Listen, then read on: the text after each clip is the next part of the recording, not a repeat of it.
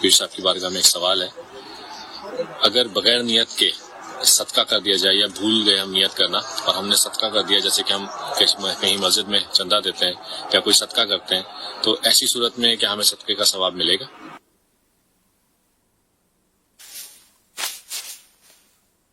نیت تو ضروری ہے ثواب کے لیے۔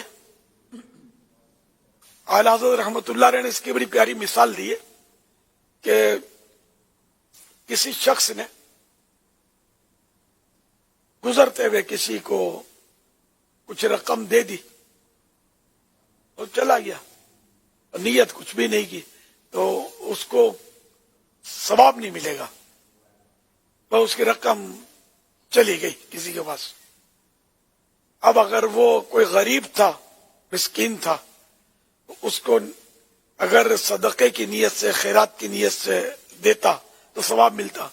اگر ساتھ میں وہ رشتہ دار ہوتا اس کا، تو صلہ رحمی کی بھی نیت کر لیتا کہ میں اپنے رشتہ دار سے اچھا سلوک کرتا ہوں، تو صلہ رحمی کا بھی ثواب اس کو ملتا۔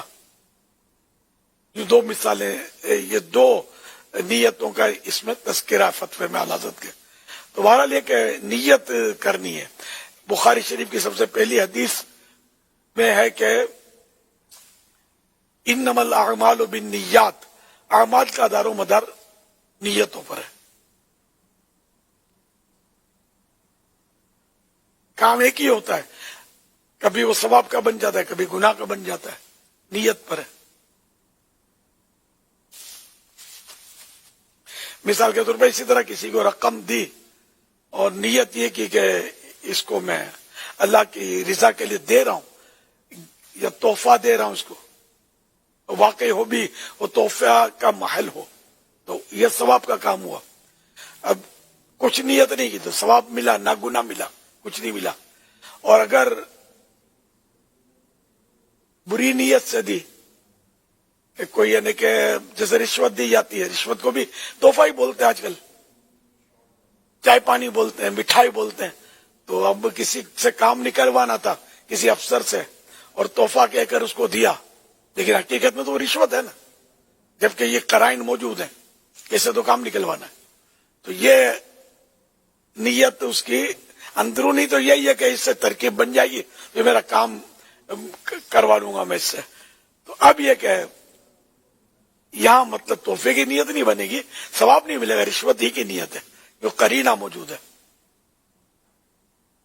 تو اچھی نیت سے ثواب بھی ملتا ہے، بری نیت سے گناہ بھی ملتا ہے۔ کچھ نیت نہ ہو تو کچھ نہیں ملتا۔ واللہ تعالی اعلم ورسولہ اعلم عز وجل وصلی اللہ تعالی علیہ وآلہ وسلم صلو علی الحبیب صلی اللہ علیہ محمد۔ البتہ زکوٰۃ کے اس میں تو یہ مسئلہ ہے کہ اگر کسی نے کسی کو بغیر نیت کے زکوٰۃ دے دی، تو اب یہ کہ نیت نہیں تھی، نیت نہیں کی تھی، تو جب تک جس کو دیے وہ چیز رقم، اس نے اس کو ختم نہیں کر دیا، ہلاک نہیں کر دیا، تب تک یہ نیت کی جا سکتی ہے زکوٰۃ کی۔ جیسے کہ اس کو زکوٰۃ دی اور نیت نہیں کی تھی، رقم دے دی اس کو،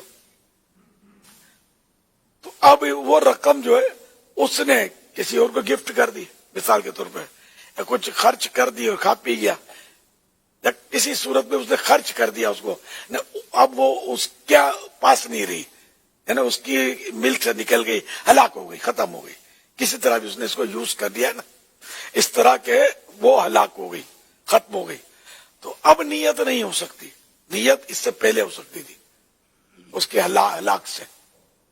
یہ زکوٰۃ کے باب میں تو زکوٰۃ کے لیے یہ مسئلہ لکھا ہے۔